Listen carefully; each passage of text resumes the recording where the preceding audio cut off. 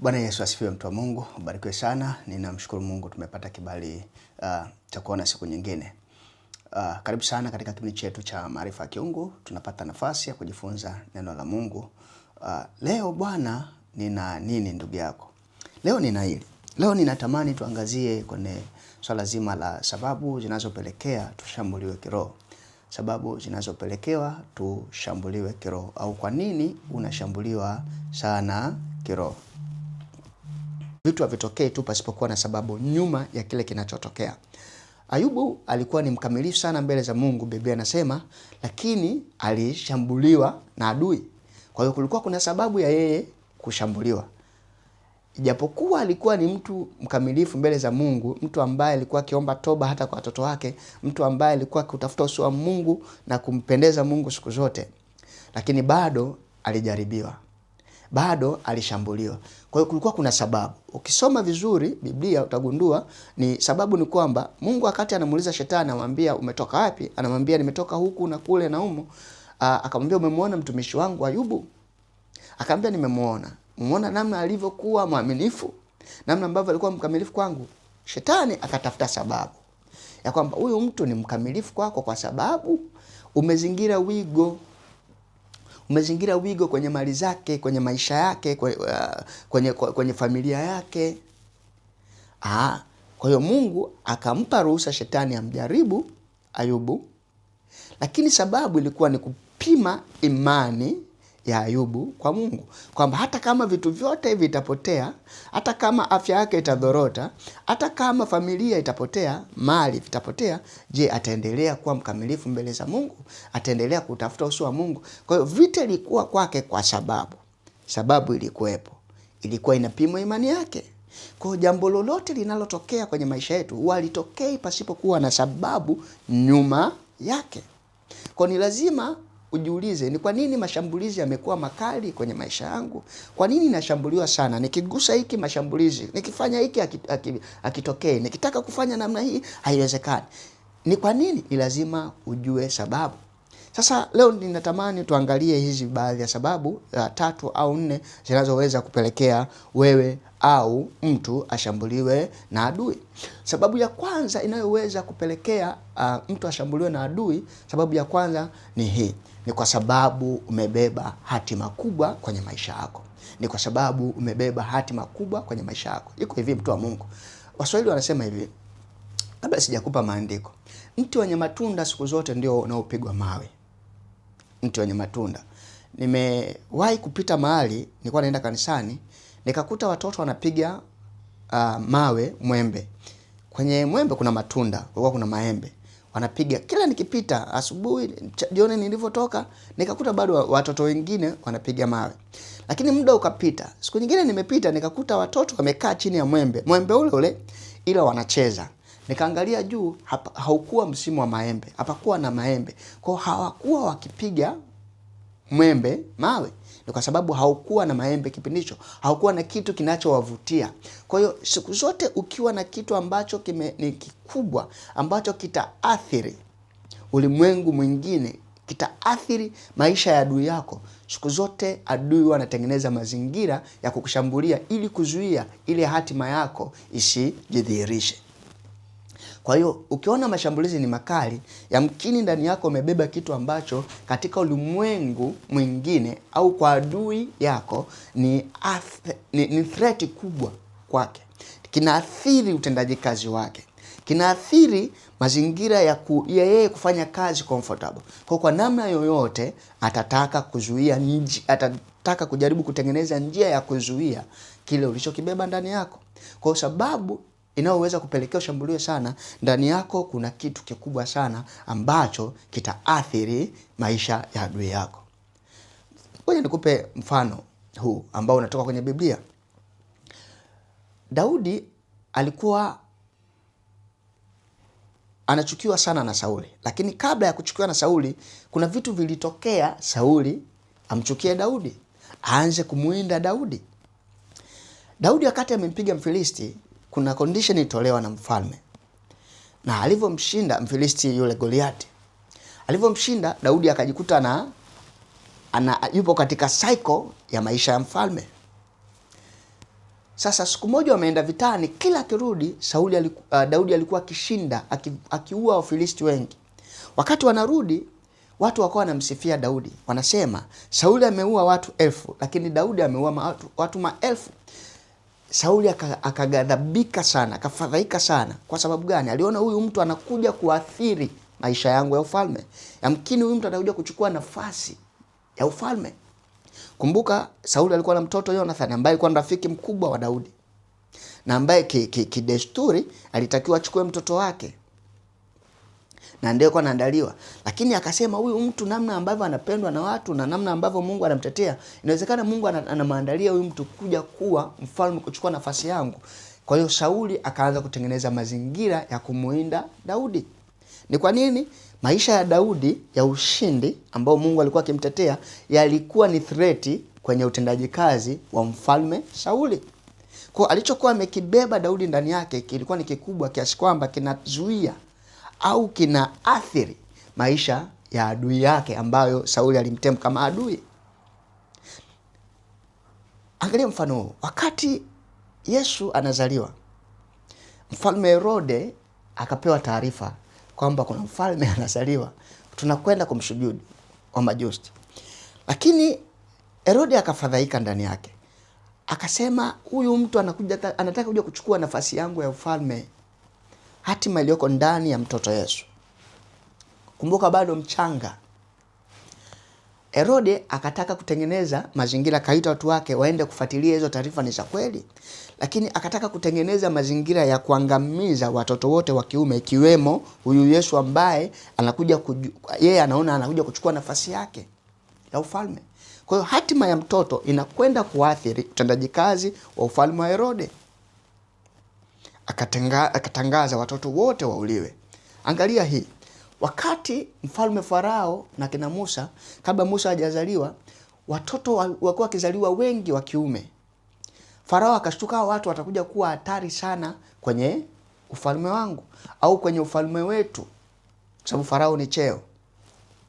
Kwa hiyo Farao akatangaza, akawaambia wakunga ambao ni Waebrania, anasema waueni, hakikisheni watoto wote wa kiume atakaozaliwa wauliwe. Wale wakunga kwa sababu walikuwa wanampendeza Mungu hawakufanya, walikuwa na hofu ya Mungu, hawakufanya hivyo. Ni kwa nini alikuwa anataka watoto wote? Kwa sababu alijua utamaduni wa Wayahudi, watoto wa kiume ndio walikuwa wanahesabiwa kwa sababu ndio wenye nguvu. Alikuwa anajua watoto wakiwa wengi, Waisraeli wakiwa wengi, kwa namna yoyote watakuja sisi kutupiga kwa sababu sisi ni wachache. Kwa hiyo alitishika sana na ule wingi wa watoto wa kiume ambao utakao kuja kuathiri maisha yao. Kwa hatima ile ya Wanaisraeli ilikuwa ni kubwa kiasi kwamba Farao aligundua hilo, ndio akatangaza watoto wote wa kiume wauliwe. Ndipo hapo mtoto wa kiume Musa, ambaye sasa anakuja kubadilisha kuwaokoa Wanaisraeli, akaenda akajikuta anatupa kwenye mto na mama yake, alafu queen mtoto wa Farao anakuja kumchukua. Nataka kukuambia hapa ni nini?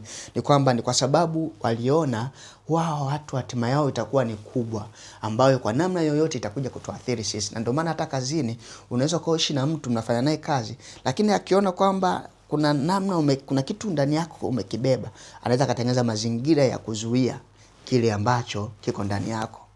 Akatengeneza chuki, akasambaza taarifa ambayo ni mbaya. Ni kwa nini? Ni kwa sababu anajua kwa namna yoyote unaathiri utendaji kazi wake. Kwa ukiwa na kitu kiko ndani yako umekibeba na ni kikubwa, ambacho kinaathiri ulimwengu mwingine, ambacho kinaathiri maisha ya adui yako, siku zote adui atakushambulia sana, kwa sababu anajua utakuja kuwa threat kwenye kazi zake.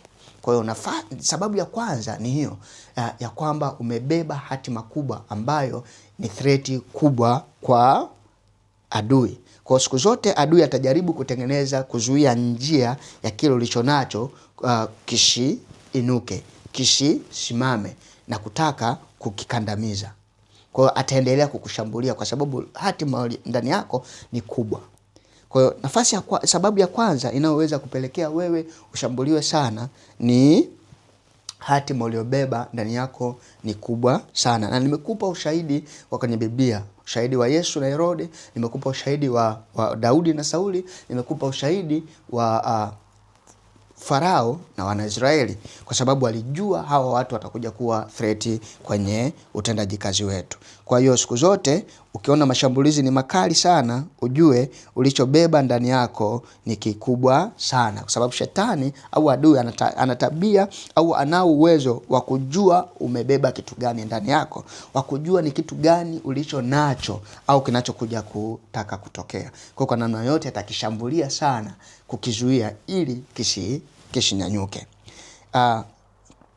Sababu ya pili ni hii: wewe mwenyewe inawezekana ndio ukawa chanzo cha hayo kutokea.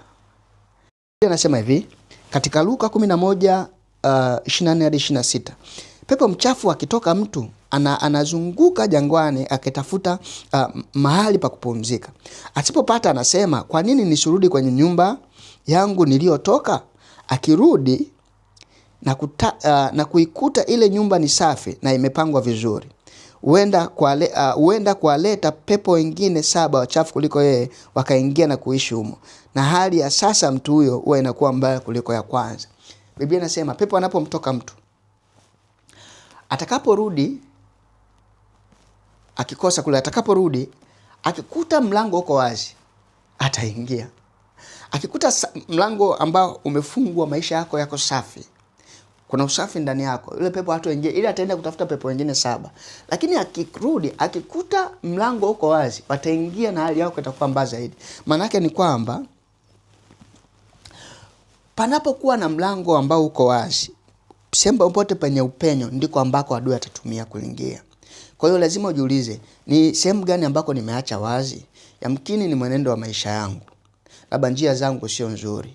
Yamkini ninachokisikia au ninachokitazama ndicho kinachopelekea. Kwa hiyo ni lazima ujue ni nini ambacho kinasababisha ushambuliwe sana.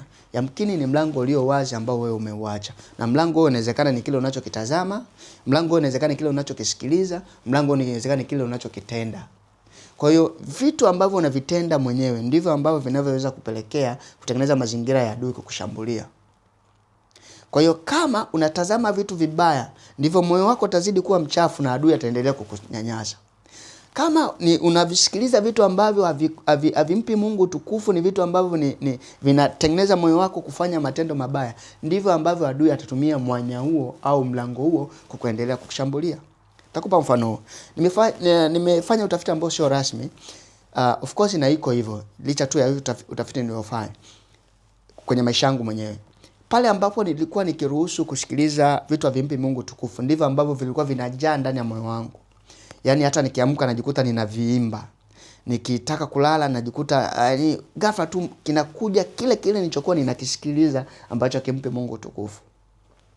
Lakini nilipoanza kupractice kusikiliza nyimbo za gospel, ndivyo ambavyo kuna wakati nimekaa tu hivyo na shangani na mtukuza Mungu, nyimbo inajikuta inaimba ndani yangu. Kwa hiyo kile nilichokuwa naruhusu kukisikia ndicho ambacho kilikuwa kinautawala moyo wangu. Kwa kadiri unavyoruhusu vitu vibaya viingie ndani ya masikio yako, ndivyo ambavyo ndani yako unatengeneza mazingira ya adui kukuvamia, kwa sababu kutakuwa kuna uchafu. Vitu ambavyo unatazama mara kwa mara ndivyo ambavyo vitajaa ndani yako. Vitajaa sana ndani yako. Kwa hiyo uangalie sana, wewe mwenyewe ndio chanzo. Either unaruhusu katika kutazama, unaruhusu katika kusikia, au unaruhusu katika utendaji. Kuna vitu unavyovitenda ambavyo havimpi Mungu tukufu. Hivyo vitu unavyotumia ndio mwanya shetani anatumia kukushambulia. Shetani haji tu bila sababu, haji tu pasipokuwa na kitu kinachoruhusu yeye kukuvamia. Na ndio maana shetani anamwambia Mungu, ni kwa sababu ya wigo leo mzingira. Wigo lizingirwa nini? Maisha ya Ayubu alikuwa ni matakatifu, maisha ya kumpendeza na kumuomba Mungu. Kwa hiyo alitengeneza wigo, Mungu alimtengenezea wigo kwa sababu yeye alikuwa akiishi maisha ya kuutukuza ukuu wa Mungu. Kwa hiyo kadiri unavyoishi, mienendo yako na tabia zako ndizo ambazo zitakazopelekea adui atumie mwanya upi, atumie mlango upi kukushambulia. Lakini eneo lingine linaloweza likapelekea adui kukushambulia ni tabia yako ya kutokana vitu, ya kutotunza vitu. Iko hivi, mtu wa Mungu, Unapokuwa na tabia ya kuwashirikisha watu yaani hata inawezekana kama ni mtu mwanamaombi mwenzako, inawezekana ni mtu unayesali naye, lakini hujui ndani yake kuna nini. Kuna wakati tunapokuwa tukiwashirikisha watu wanatumia mwanya huo kwenye yale tuliowashirikisha kutushambulia. Mwanya huo kwenye yale tuliowaambia kutuumiza. Ni kwa nini? Ni sisi wenyewe tumeamua, tumesababisha, tumeachilia huo mwanya, tumesababisha watu umize kupitia yale tunayoshare nao, yale ambayo tunayowahadisia. Mtu amepanga kabla unaanza ujenzi, mara umeanza kutangaza, umeposti. Umeanza sijui nini, umefungua kitu fulani, umeposti. Nimejifunza tunapoposti hivyo vitu, kama mtu ni adui yako, atatumia mwanya huo kwenye hivyo vitu unavyo, taarifa hiyo unayompa kukuangamiza. Kwa hiyo ni lazima tuwe makini. Biblia inasema hivi katika Methali 21:23. Biblia inasema mtu azuiaye kinywa chake na ulimi wake atajilinda nafsi yake na taabu. Kwa kuna wakati tuzuie hizi nafsi zetu. Tuzuie ndimi zetu. Mtu azuiaye kinywa chake na ulimi wake, tuzuie ulimi wetu. Kwa sababu Biblia inasema atajilinda nafsi yake na taabu. Kwa kuna wakati ndimi hizo tulizo nazo, kinywa chetu tunakitumia vibaya kuwashirikisha watu ambao sio sahihi. Kwa hiyo wakati mwingine watu wanashauri kabla ya kitu chako hakijakamilika, haina haja ya kukiexpose kwa watu au kukidisclose kwa watu. Kiache hivyo chini ya kapeti. Kitakapokamilika watu wakione. Lakini watu kabla vitu havijakamilika tuna tabia sana ya kushare, na watu wengine wanatumia huo mwanya kutuumiza. Kwa hiyo unaweza kaa unashambuliwa, lakini wewe mwenyewe ndio chanzo cha wewe kushambuliwa. Tabia ya kupenda kusema vitu kwa watu. Na ndio maana Methali inasema mtu azuiaye kinywa chake na ulimi wake atajilinda nafsi yake na taabu.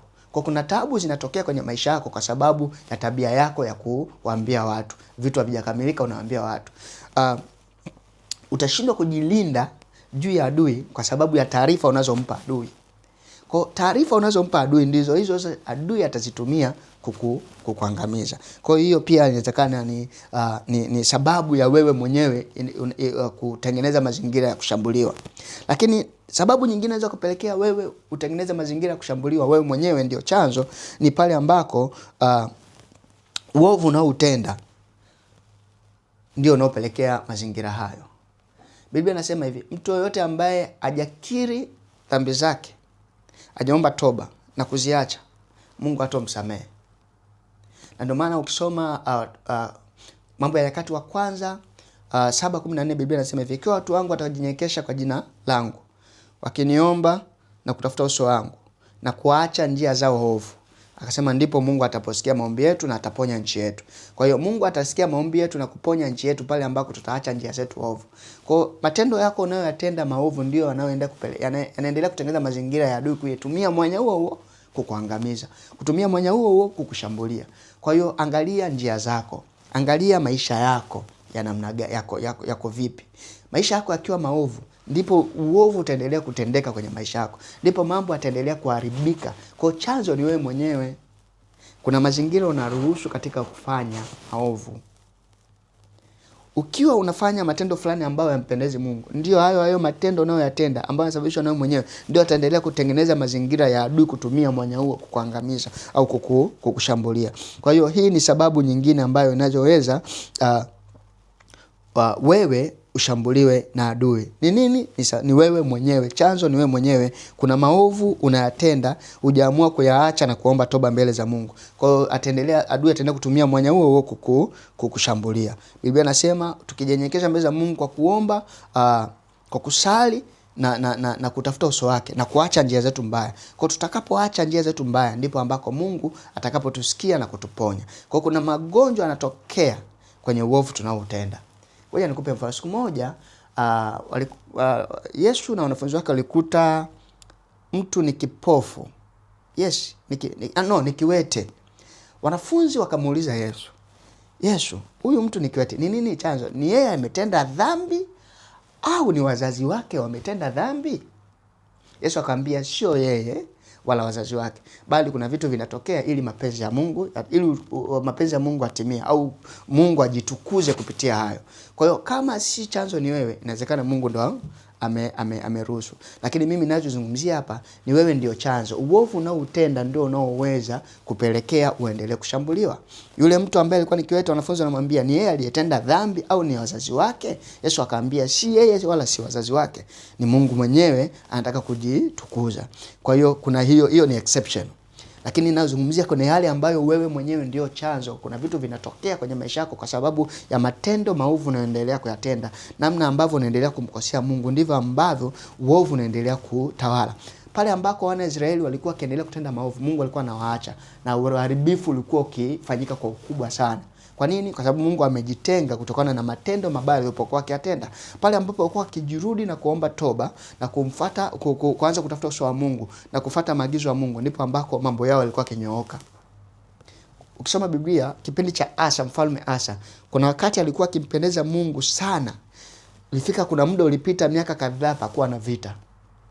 Lakini pale ambako alipoanza kwenda kinyume na mapenzi ya Mungu, alipenda kwenda kinyume na maagizo ya Mungu, ndiko ambako vita vikaanza kutokea.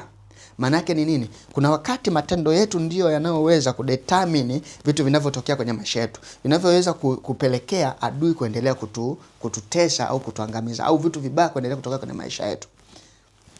Kwa hiyo sababu ni hiyo, kuna uovu ambao unaendelea kutenda ambako hujaamua kuomba toba. Lakini sababu nyingine ni kujiambatanisha na miungu mingine. Wewe mwenyewe umeamua kujiambatanisha, unaacha kutafuta uso wa Mungu, unaacha kusikiliza maagizo ya Mungu, unaamua kuabudu vitu vingine. Maisha yako yameanza kupeleka kwa waganga, vitu vyako haviendi bila kupata msaada wa waganga wa kienyeji. Ndipo hapo ambapo shetani naye anatumia mwenyewe kukuendelea kukutesa. Au adui anatumia mwenyewe kukuendelea kukutesa kwa sababu umeacha kumwabudu Mungu na umeamua kuwekeza akili zako kwa miungu mingine. Miungu mingine inaweza kuwa ni fedha, miungu mingine inaweza kuwa ni mali zako, miungu mingine inaweza kuwa ni kutafuta hizo njia za kiganga, kuacha kutafuta uso wa Mungu. Pale tunapoanza kujiambatanisha na miungu mingine ambao ni chukizo mbele za Mungu, kikawaida Mungu anajitenga.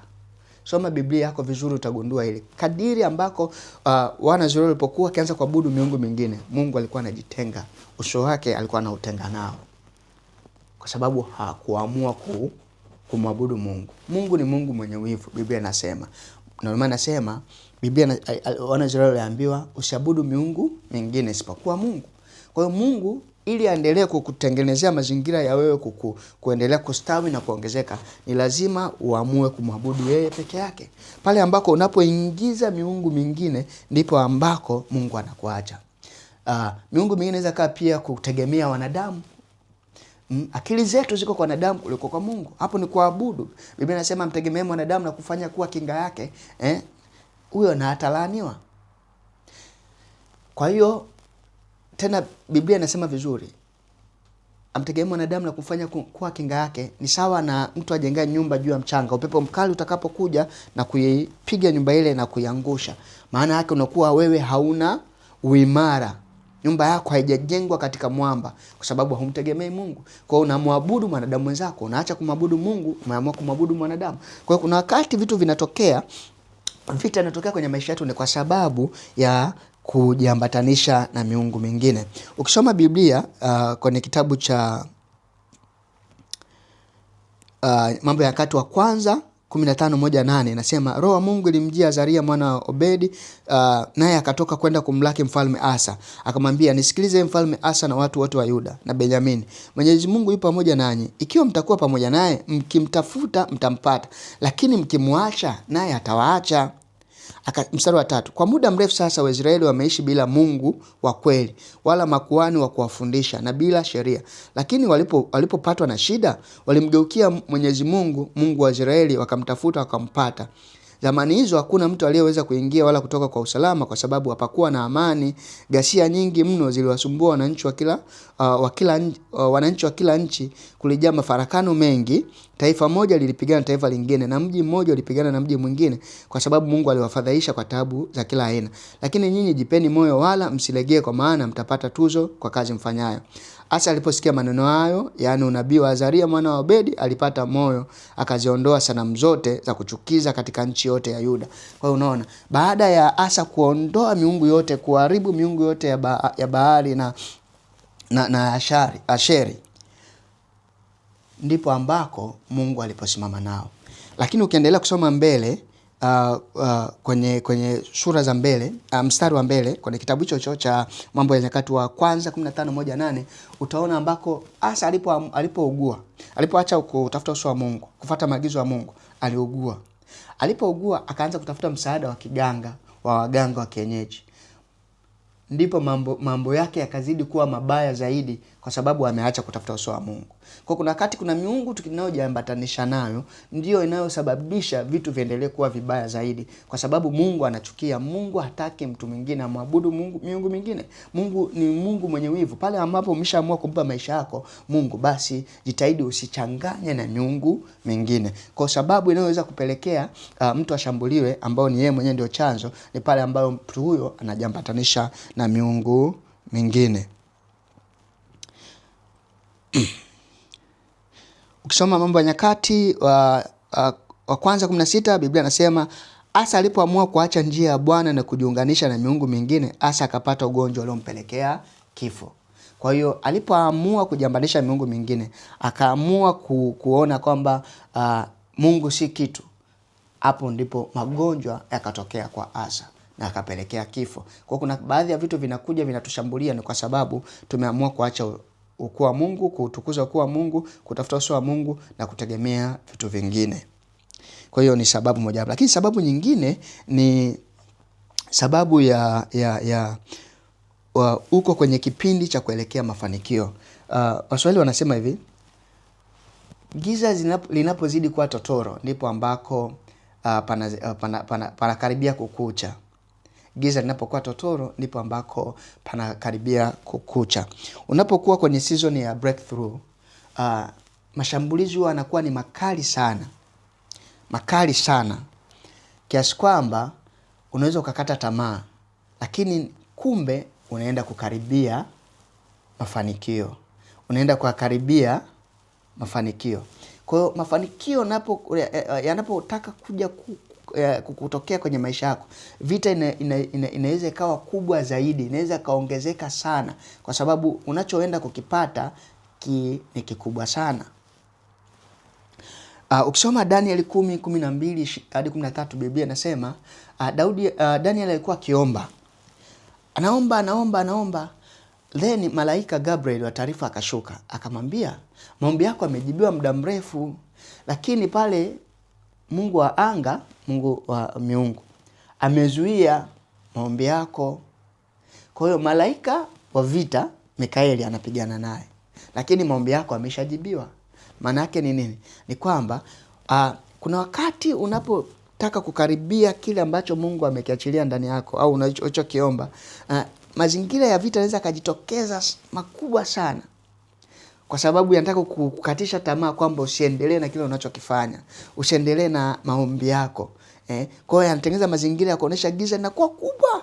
Kwa usipokuwa makini na kuelewa, unaweza ukakata tamaa, alafu kumbe unakaribia hatima yako, unakaribia mafanikio yako. Kwa hiyo kadiri mafanikio yanapokaribia, ndipo ambako vita, shetani au adui anaendelea kukupiga, anatengeneza mazingira ya kukupiga sana. Na ndio maana Danieli majibu yake yameshajibiwa, lakini bado yalizuiliwa na adui, kuonesha kwamba, kuendelea kumuonesha Daudi kwamba wewe kata tamaa, unachokiomba wewe hakitojibiwa, kwa lugha nyingine, lakini kisha jibiwa. Kwa kuna wakati adui anaweza kutumia mwanya huo kuzuia mazingira ya wewe kuonesha kwamba unakaribia kufanikiwa. Kwa hiyo mafanikio yanapokaribia, kipindi cha breakthrough, vita huwa ni kubwa sana. Lakini sababu nyingine inawezekana ni nyororo wa vizazi, generational patterns. Monitoring spirits zina tabia za kufuatilia kizazi hadi kizazi, kufanya kazi kizazi hadi kizazi. Kwa hiyo kuna wakati tusipoamua kuvunja minyororo ya vizazi, hizo monitoring spirits zinaweza zikaendelea kutuletea shida. Na ndio maana wakati Mungu anataka kufanya kazi na Gideon, Alimwambia nenda ukaangamize miungu ya baba yako. Ukaharibu kwanza miungu ya baba yako. Kwa hiyo kama hujaamua kuangamiza miungu ya baba yako ya mababu, inaweza ikapelekea wewe kuendelea kuteseka.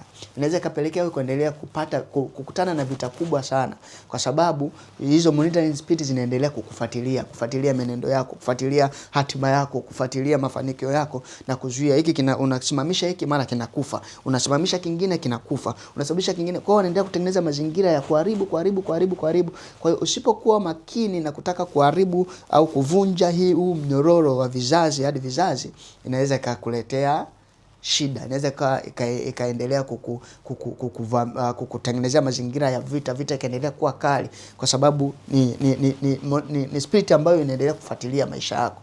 Kwa hiyo njia pekee ya yote haya, vita hizi zote, ni ili uvishinde, ni kuendelea kusimama kwenye maombi, ni kuendelea kumuomba Mungu, ni kuendelea kutafuta uso wa Mungu, ni kuendelea kufunga na kuomba. Matokeo tutayapata.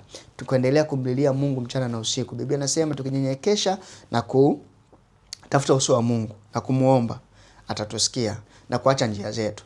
Lakini pia hebu acha yale ambayo yanayofanya wewe ujitenge na uso wa Mungu, yanayofanya wewe kukutengenezea mazingira ya giza ndani yako.